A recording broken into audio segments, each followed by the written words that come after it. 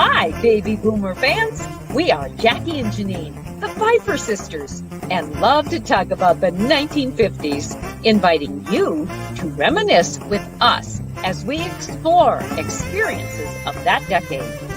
We chronicled the distinct memories of our childhood in our book, While the Windmill Watched, a slice of rural America in the 1950s, which takes you on a notably historic journey through that often forgotten decade. We also want to hear about your experiences during the 1950s. We will feature guests whose special stories of that decade will bring to mind magical moments of reflection, some with tears, some with smiles, but above all, a good dose of laughter. We would like you to chat with us as we bring to mind the sights and sounds so familiar to that time in history. Grab your favorite malt or Green River. Make sure you are wide awake and get ready to be inspired about the 1950s. Welcome to the 1950s Fun Chat. And I say welcome again, sister. What do you think about this? This is number 77 in our wonderful roll call of Fun Chat guests. And most often we visit with someone who actually lived during the 1950s. And we've had beautiful guests who have been various ages from that time of the 1950s.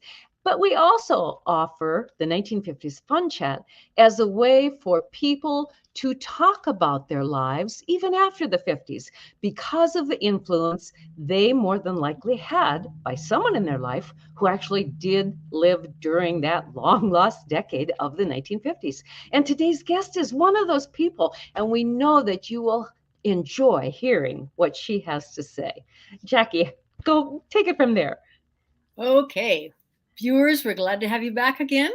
And I would like to call your attention to the bottom of the screen where you see the www.whilethewindmillwatch.com scrolling across the bottom. That is our website where you'll find all sorts of information about the authors, the book, the events that we attend, the vendors, and all the past 1950s fun chats. They're there for your viewing.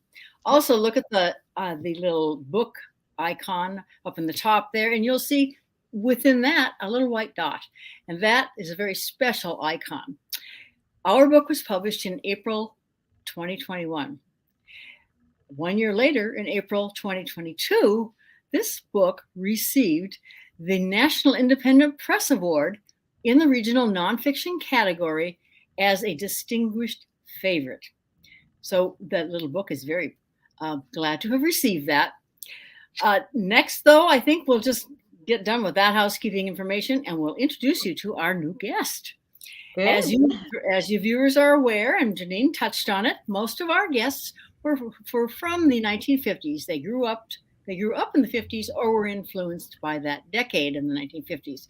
Well, this guest, Erika Berg, fits into that third category. Erika was raised by her influential parents in rural Minnesota.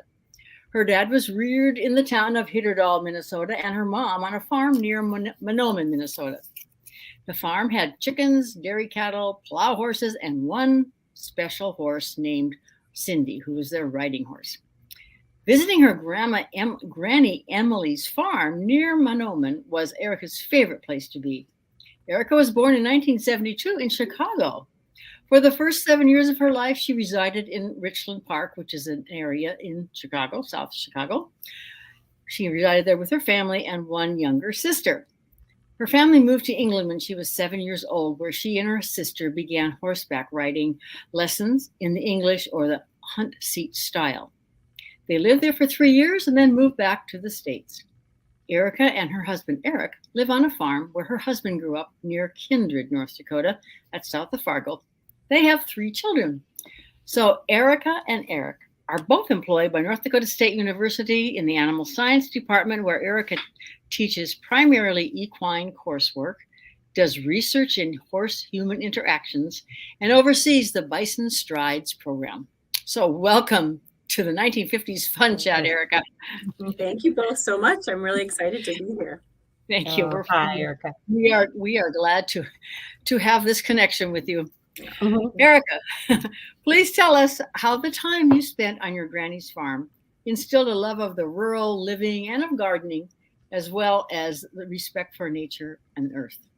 Yeah, so we were able to visit my grandmother Emily's farm at least a couple of times a year. We were able to drive from Illinois to Mahnomen, Minnesota, and visit Granny Emily's farm. And she had flower gardens that were incredible. She also had her own vegetable garden that she raised. She was a widow for many years. My grandfather, I never was able to meet him. He died when my mom was just a teenager, and so she had that farm herself the entire time that I knew her, and many years before that. And so I think that also was really incredible to me, that this like single woman essentially, had this farm and kept it going, and was just an incredibly hard worker. We just loved to be there. As soon as the sun came up, I think we would be outside, or told to get outside, and play on the tire swing. She had a tire swing on this huge tree in the middle of the yard, and then we would go, depending on the time of year, of course, and pick sugar snap peas were my favorite thing. I don't even think they made it to the house, because I would just eat them right out of the garden, and carrots and potatoes and corn. And like, we didn't have anything, like that. We didn't have a vegetable garden. My mom had flower gardens south of Chicago, but we didn't have any vegetable gardens or anything like that. And so it's just like so cool to me that you could, grow your own stuff and just eat it right out of the garden.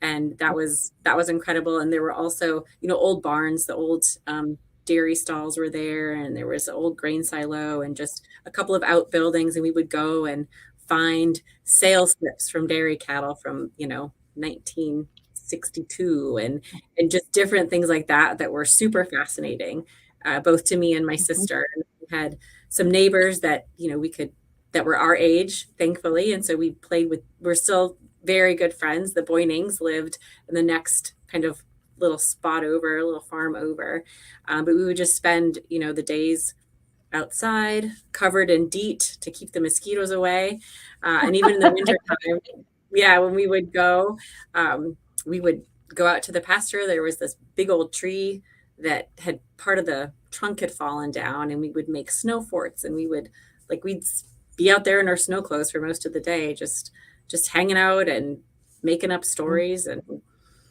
doing things that kids do, outside. And so it was really incredible just to be able to be out there and be, and there was, no real expectations of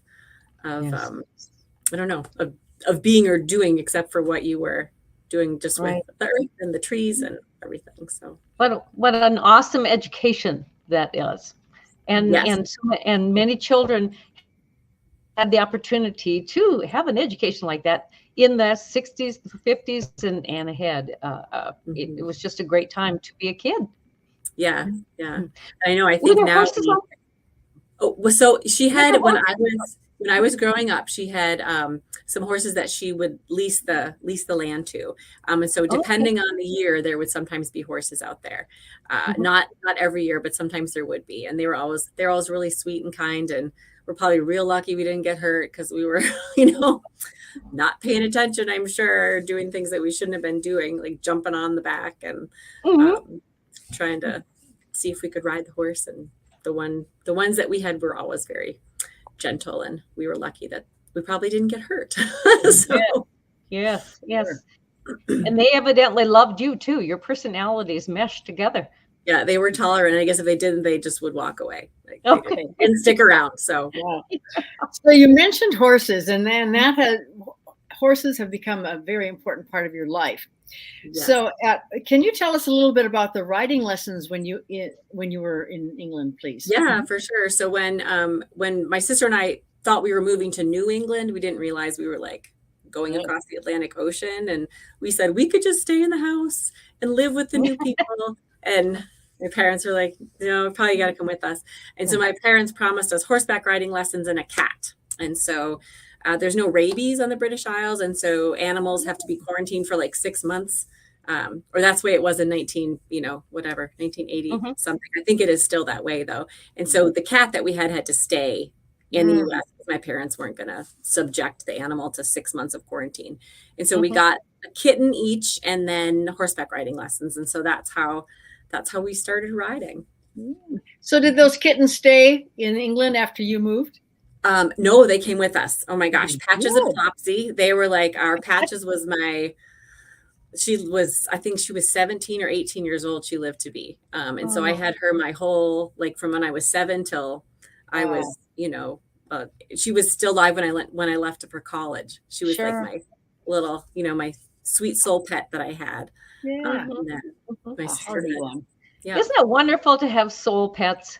It doesn't matter what it is, what kind of animal. It's just a treasure to have that pet that understands our needs and our emotions, and we don't even have to tell them. They just understand it.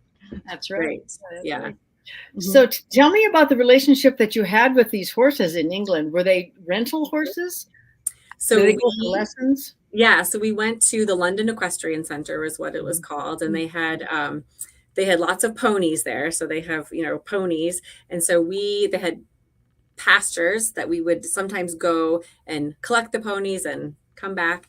There was a horse that I rode, a little pony that I rode named Bluey, who was a little tricky and didn't let many people, I was told, didn't let a lot of people catch him, but I was able to catch him and out in the pasture. And so Bluey and I had like a special thing. And my sister had a little horse named Starlight that she used to ride.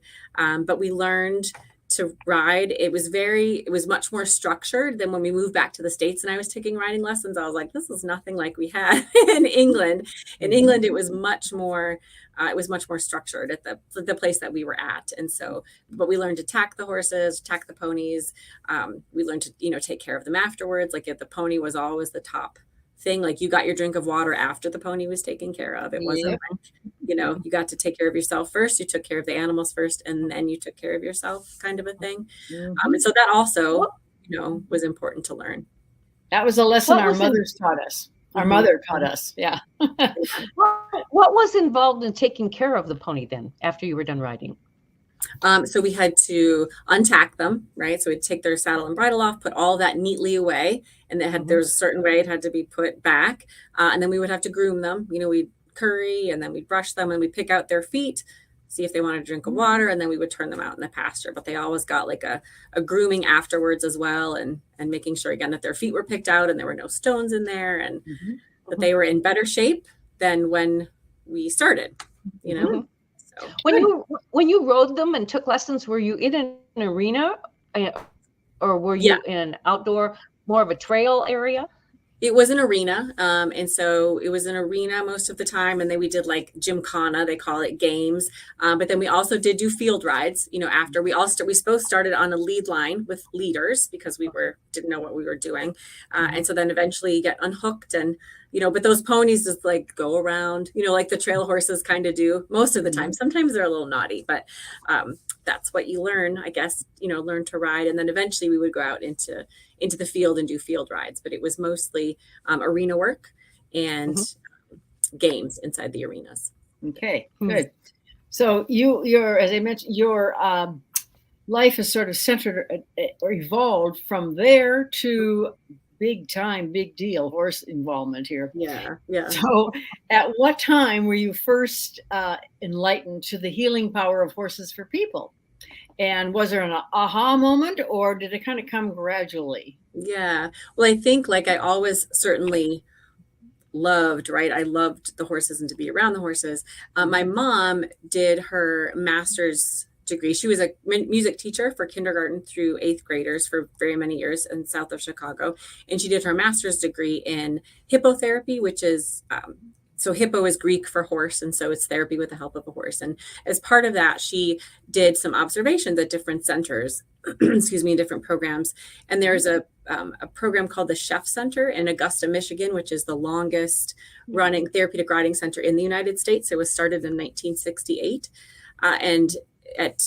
I believe it was there that we had, there was an experience with this little girl that was on the horse. She was probably about 4 or 5 years old. And she, came around the corner and said, hi.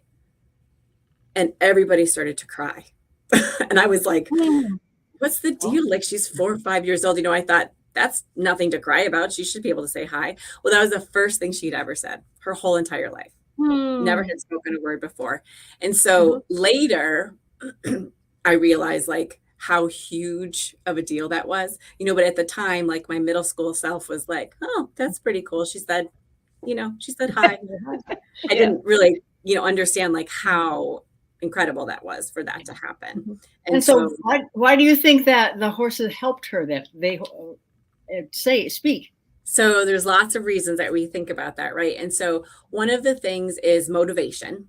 And so when you're with the horse, there's kind of a motivating factor, but also when a person is sitting on the back of a horse, it moves the human's pelvis as if that person were walking, and it engages all of your senses. And the therapist, occupational and physical therapists, will talk about it as sitting on a horse while the horse is walking is reorganizing a person's sensory system. So we have all of our senses, right? Our smell, our touch, taste, vision, but then also a proprioceptive, which is our input to our muscles and joints, and then our vestibular, or our balance. When you sit on a horse, that rhythmic movement can just kind of help to bring all that together in the brain.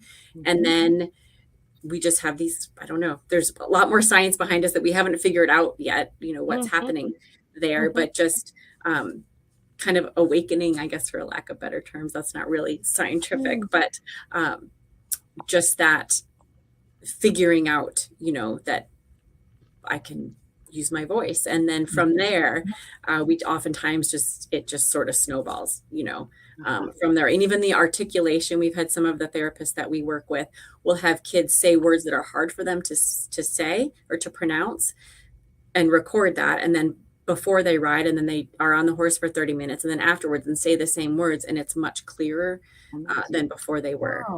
And so do they retain the clarity?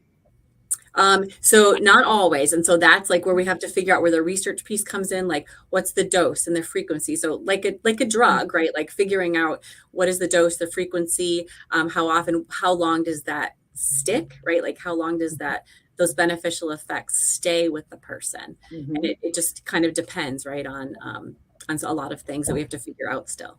So. Well, and each person is different. So exactly. And probably perhaps in their needs too, within their mind or their body, and how the movement of the horse will improve their physical and who knows, their emotional, their psychological. It's just I think it's amazing, Erika, what this hippotherapy does to help people. And now the program, you're at NDSU. You're an instructor, and you've started this program called Bison Strides. Of course, we know what the bison's for at NDSU, and the strides. What is this total program all about? Yeah, so we started Bison Strides in 2017, and it is part of a minor that we offer in equine assisted activities and therapies at NDSU. And so it's designed to prepare NDSU undergraduate students to become instructors or facilitators in this discipline. And so because we need, skilled and knowledgeable people to become instructors so we can continue providing services for individuals with disabilities and partnering them with horses. And so what we have at Bison Strides is our flagship program, and we like to call it, is our adapted horsemanship program. And so in this particular program, students are learning all the skills of horsemanship. And so they just might need the tack or the equipment or the instruction style adapted to meet their needs. But the skills that they learn on the back of a horse, and just like for anybody, right? Like this is the same thing with our equestrian team students or our students that are taking riding classes at NDSU. The confidence that you get, and anybody who's been around horses and worked with them knows that when you're able to partner with this 1,200-pound animal and it does what you ask it to do, when you ask it to do, or you have to figure out how to ask it to do something, that builds a tremendous amount of confidence and self-esteem that people don't always have the opportunity to gain or to have through interactions with other people or whatever their situation is.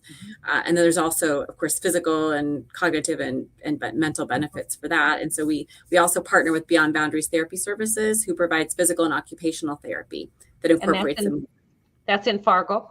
That is in Fargo. Yep. So they have 2 locations, and so Fargo and West Fargo. But we have 4 therapists that come out to the equine center. So 2 occupational therapists and 2 physical therapists. And so the goals that they have for the client are different than that I would have as a therapeutic riding instructor, right? Like I might be using reins to teach them how to direct the horse, but an occupational therapist might be using reins to help with fine motor skills with the person, right? But there's a lot of different reasons why we might, do something that looks the same, but the goals are really different.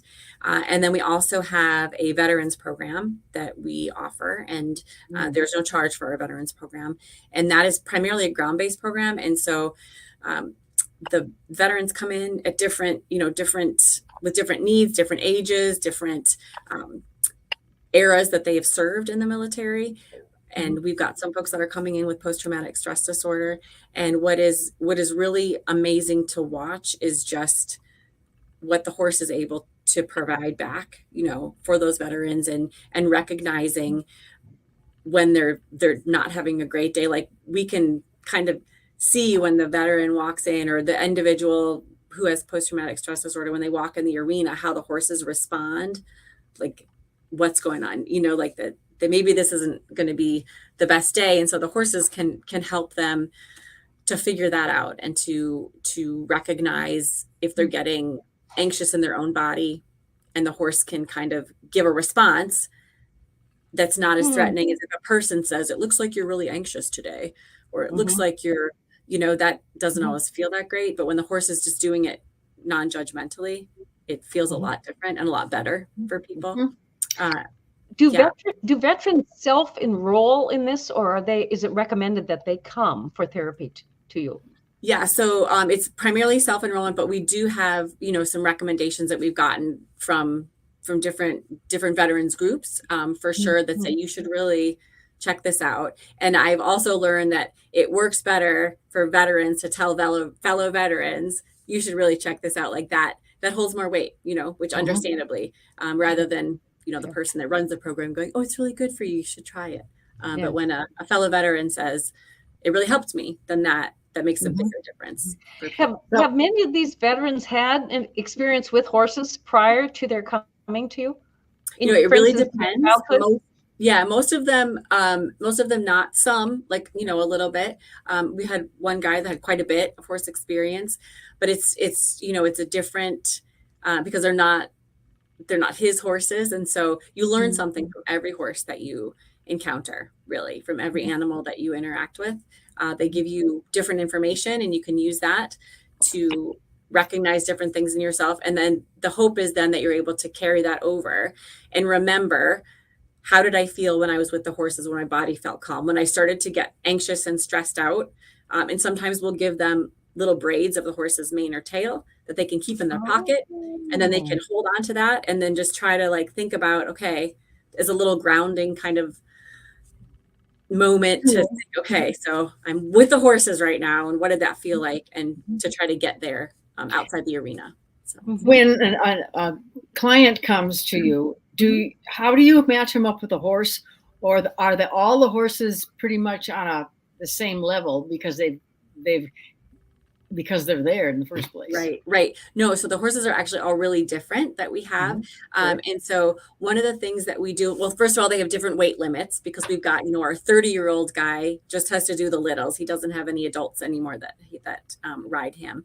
But they also have very different walking patterns, and the amount of movement they produce in the person that's sitting on their back is really the most important thing. So for instance, if we have somebody who comes to us with muscular dystrophy, which is a progressive muscle disorder, genetic disorder that weakens the muscles progressively over time. And so an individual with muscular dystrophies, depending on what stage of the disease they're at, their muscles are going to be quite weak. And so we would not put them on a horse that has a lot of movement, because that's going to be, they might not even be able to sit up with that, or to be able to maintain their posture position for very long at all.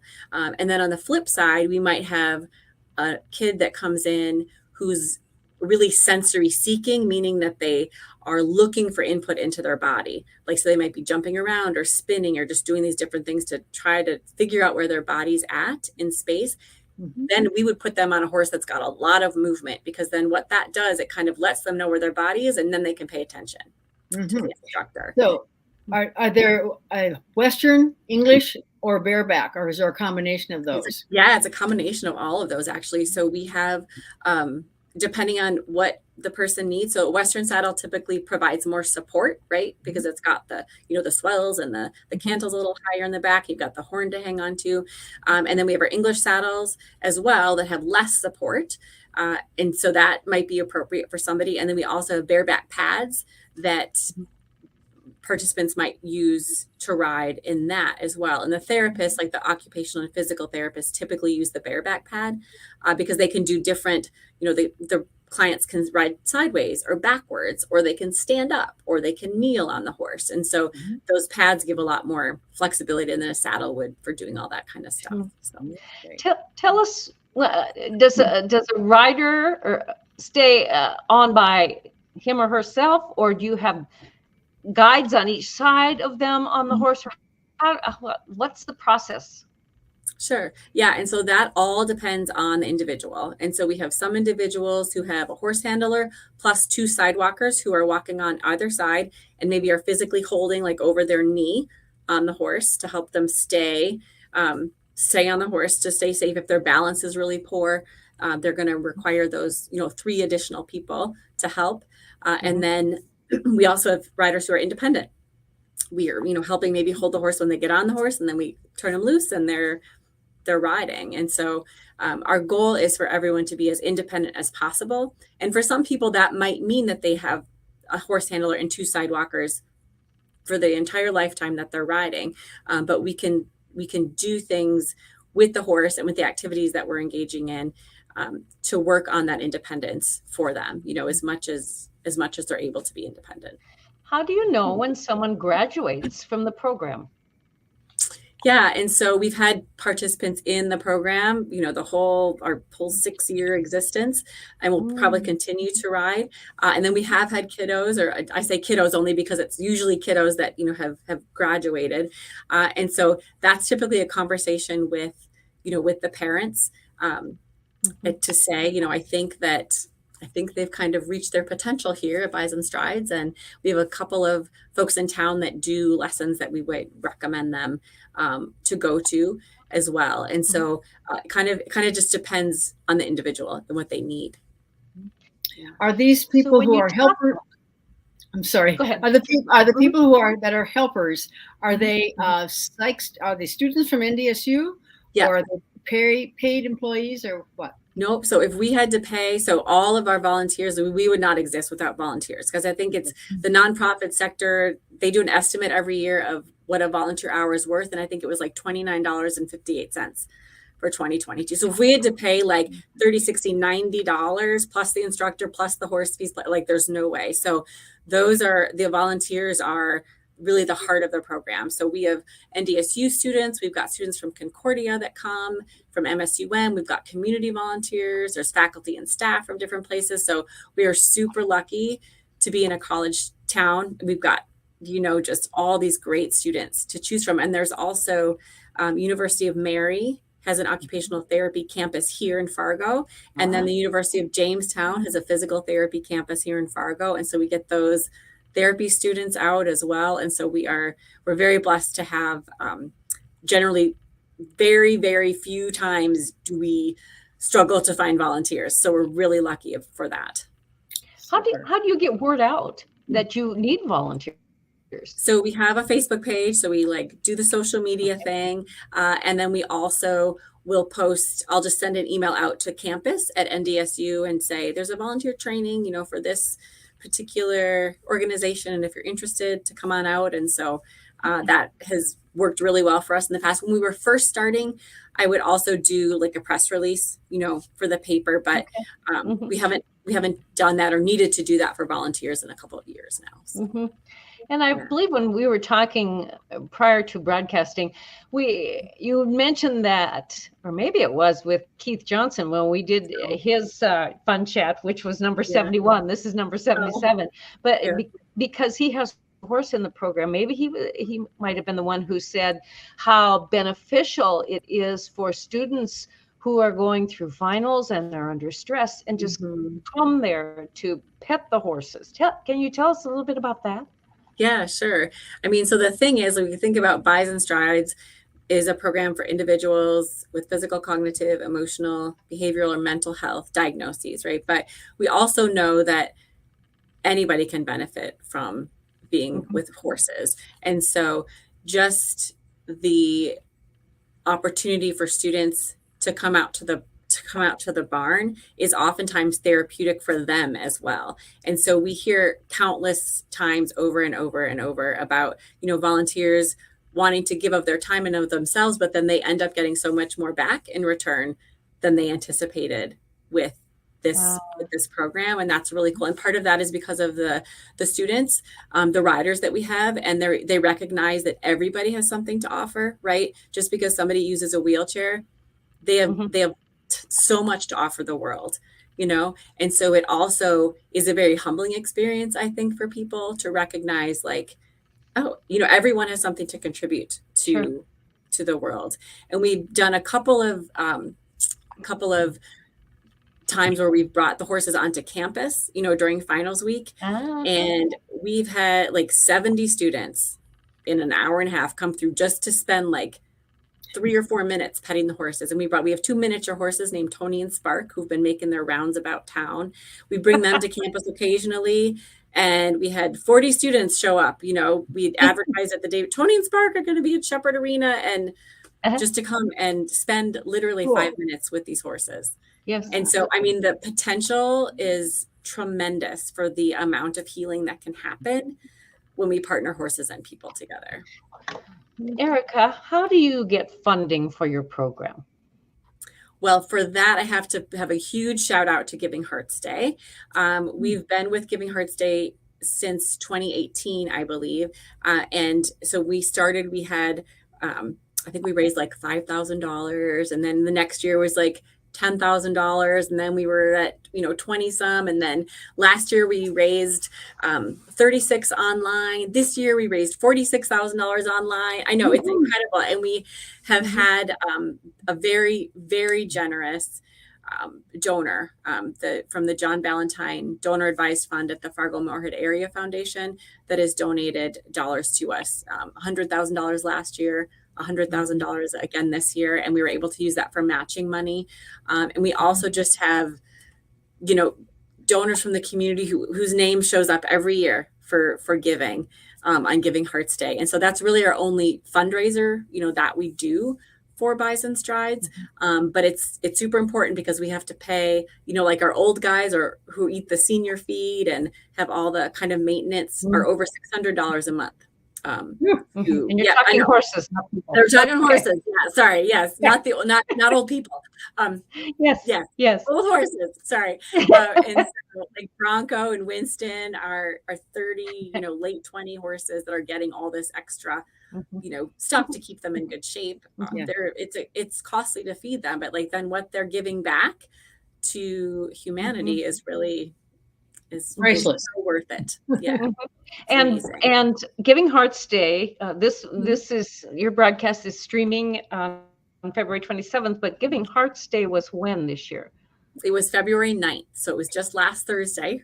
So we're here the 13th. So it was just, and it was great. And I think the best, well, they're all amazing. Like every gift is incredible, but we had, so Western North Dakota, was an hour kind of behind. And so there was one more donation that came through excuse me, Friday morning, and it was from a mom whose little 9-year-old boy gave his $10. Oh, sweet. And what a wonderful way, if and when the time comes, for someone to memorialize their loved one by giving a donation to Bison Strides. And how would they go about doing that if they wanted to do so? So they could contact me, and then I could make sure that we get everything set up appropriately. So our nonprofit is the NDSU Foundation, and so we have 2 accounts at the NDSU Foundation. So the one is our General Equine Assisted Activities and Therapies Fund, and another one is the Donovan J. Martin Endowment Fund, who is named after an incredible young man, DJ Martin, whose mother Betty Shipley started Riding on Angel's Wings. And that was a program that we previously partnered with that was in Felton, Minnesota.